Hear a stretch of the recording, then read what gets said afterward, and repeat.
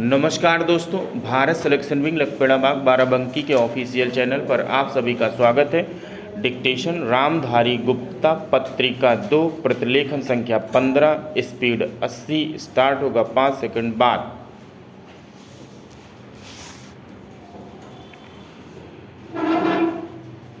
महोदय प्रधानमंत्री भली भांति जानते थे कि विश्व में भौतिक प्रगति, विज्ञान एवं प्रौद्योगिकी तथा प्रतिस्पर्धा एवं विपणन कुशलता के आधार पर हुई है।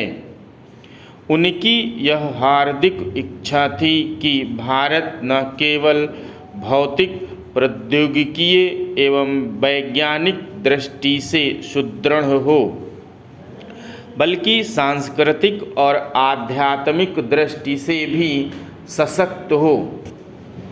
वह इतिहास और मूल संस्कृति की महत्ता को समझते थे, इतिहास से सबक सीखते थे और साथ ही संस्कृति के जीवनों उपयोगी तथा शाश्वत पहलुओं को उजागर किया करते थे।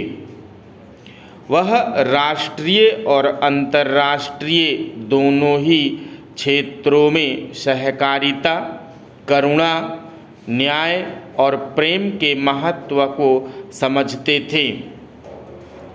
वह एक ऐसी जीवन दृष्टि विकसित करने का प्रयास कर रहे थे जो आदर्श, सत्य, सौंदर्य एवं आनंद पर आधारित हो और साथ ही देश तथा विश्व के लिए सार्थक भी हो।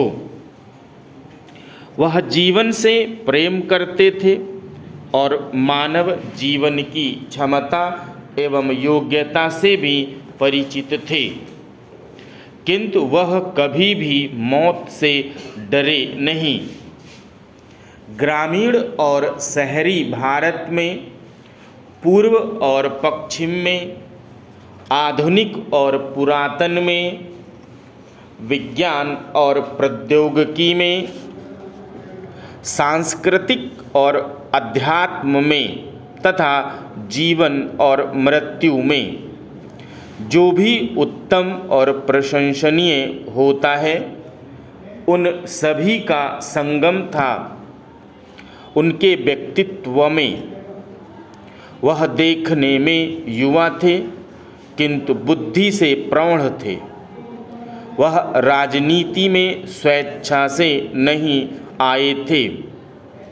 उन्हें तो राजनीतिक अवसर और पद प्रदान किए गए थे जिन्हें वह आरंभ में तो स्वीकार ही नहीं करना चाहते थे, किंतु एक बार जिम्मेदारी स्वीकार करने के बाद उन्होंने अपने कर्तव्यों का निर्वाह करते समय न तो अपनी परवाह की और न ही अपने प्रियजनों की और वस्तुओं की।